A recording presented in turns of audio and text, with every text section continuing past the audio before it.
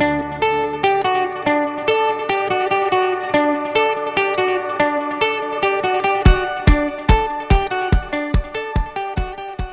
acceptance letters rolled in on February 26, 2016. Our love for the school began that day and will not stop come May 17th. We heard the rumors of going around the shield, and with that information we learned to always yield.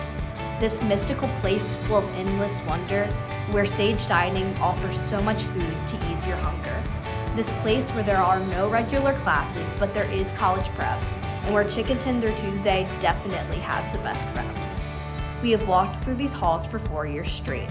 Crazy that we used to think graduation was such a faraway date. New friends and memories we would make every day, and new buildings that kept popping up along the way. Since 2016, we woke up and arrived for 7:28, except for some of us, seeing Miss McLean at 7:20 late. We would roll out of bed every morning without looking in a mirror. Life was great, but our hygiene was an absolute terror. 2:47, the time we all know and love. Except for now, the bell we don't want to get rid of. We will never forget the aroma of spray tans and the everlasting emails with the message of bring cans. From class cup events to all the snowballs on fun days, we took our time here for granted. The school deserves all praise. This year we lost one of our own, someone we love. Rest in peace to our brother Cade. We know you're smiling from above. But we still have some time left, so let's reminisce on the past and remember the good times and the bad that just couldn't last.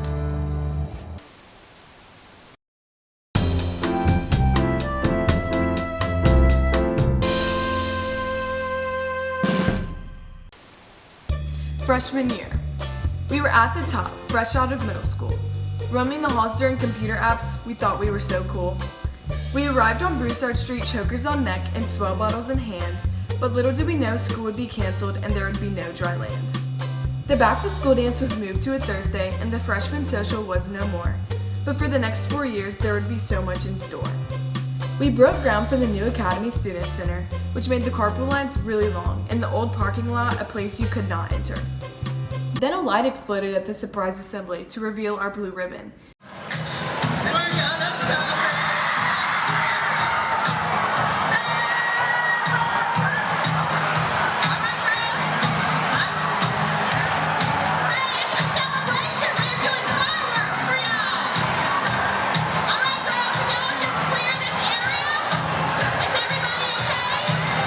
And a teacher even brought her goat from Great Britain.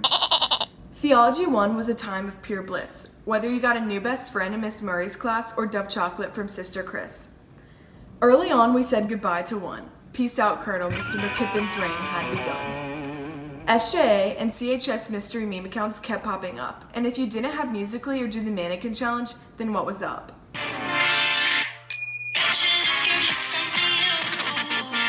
Remember when the fix for everything was to undock and redock? Of course you do. This joke is used a lot.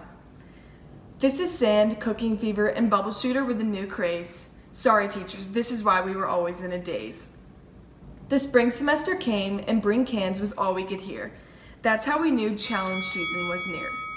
We were sad to see human braiding go away, but the new cup stacking team was here to stay. Cora was our president and we loved her so dear. And we were so upset when Challenge Day was canceled that year. Rest in peace to the total knockout cheers we never got to hear.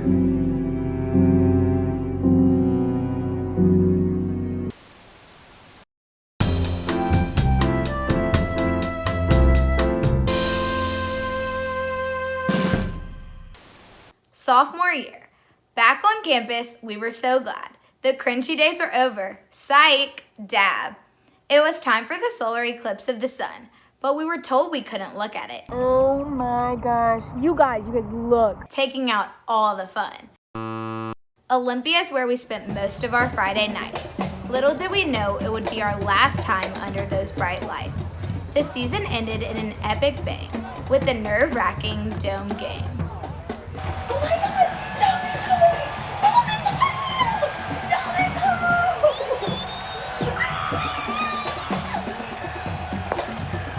Football wasn't the only championship we would see. Our own SJA cheerleaders brought home a first place trophy. In December, we were surprised with a little bit of snow.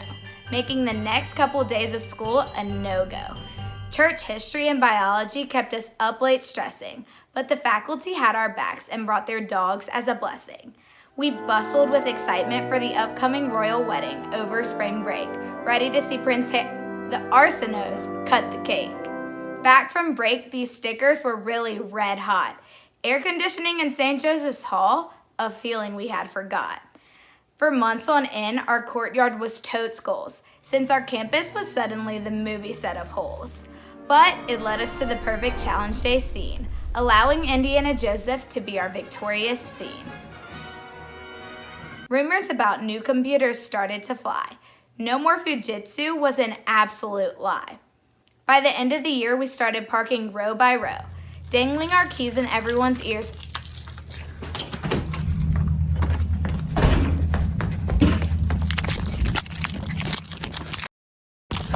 and doing anything but driving slow.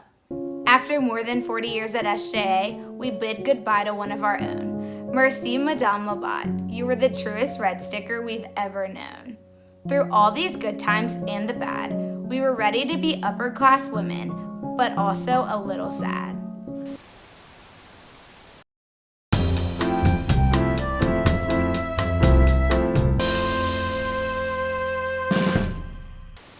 Junior year. Hey guys, did you hear? It's SJA's 150th year! With so many new changes happening around campus, it was hard to keep up. First, we had new computers that we hoped would not erupt. Andrew Kane, Angarita, and Dejan were the three musketeers. The all-female dean office was the new squad to fear. Angarita walked around with her meter stick, telling us all, "You have 1 week to get that hymn fixed." Underclassmen had a weird obsession with hydro flasks, but we don't know why. We never asked.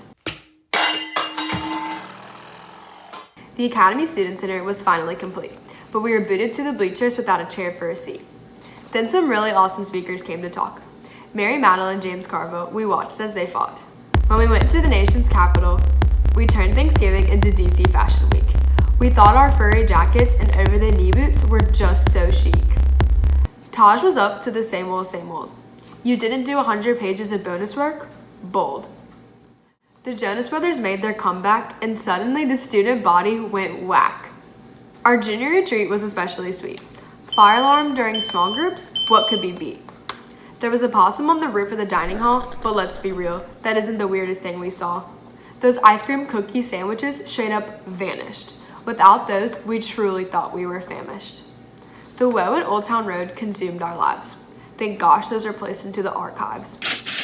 Everyone was on their study game until a little bit of rain washed the A-push exam down the drain. Hosting Challenge Day for the first time was out of this world. Thanks to everyone but Catholic's egg toss, the two-peat went to the girls. With many highs also came some lows. Sister Chris, a great fighter, taught us something we all needed to know. Through her strength and her faith, she beat cancer. Thank you, God, our prayers were truly answered.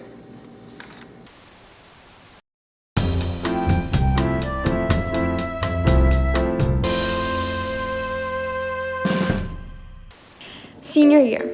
We survived junior year, securing our spot. It was finally time for the Flamingos to be back on top. We rolled out of bed, our shirts were red, walked into orientation with pigtails and space buns on our head. Preparing for our final stay, we made Cafe 4 our day-to-day. We turned the bathroom into a Visco hangout where everyone was trying to figure the renegade out.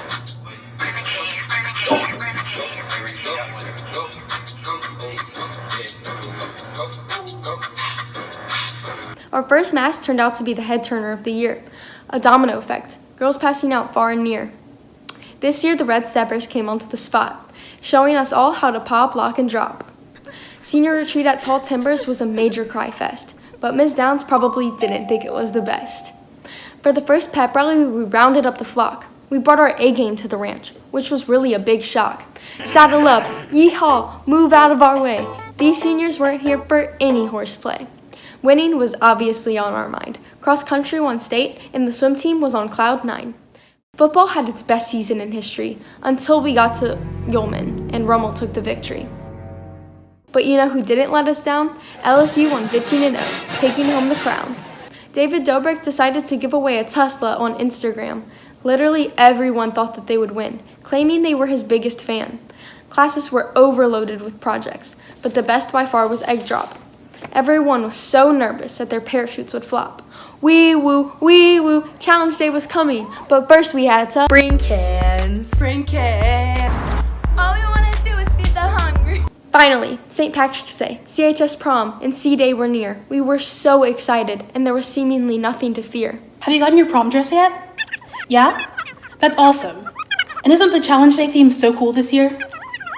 Yeah, maybe we'll finally win basketball. Hey, Anna. Oh, hey, Kendall, what's up? Nothing. I'm just thinking about prom and how I'm so excited. It's only a few weeks away. Prom? What about St. Patrick's Day or Challenge Day? Do you know the theme? Do you have your outfits for either of those? Those are coming up. Oh my gosh, I'm so stressed. I need to get the outfits like ASAP. I'm so excited for all of our events. So hyped. Well, I'm even more excited, but I don't have any outfits. I'm a little bit more excited.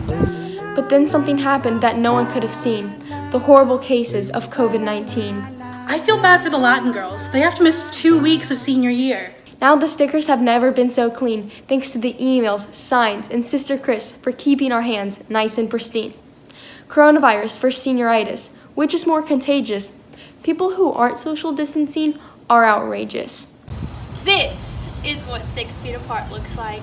You go, girl. Senioritis had us wishing we had no school, but now that it really happened, we realized it wasn't that cool. Self-quarantine started to feel like a chore, until tomorrow and spreading positivity became a bore. April 30th was no longer a guarantee. If we're even here presenting this to you, then yippee. Despite everything that went wrong, we Flamingos stayed strong.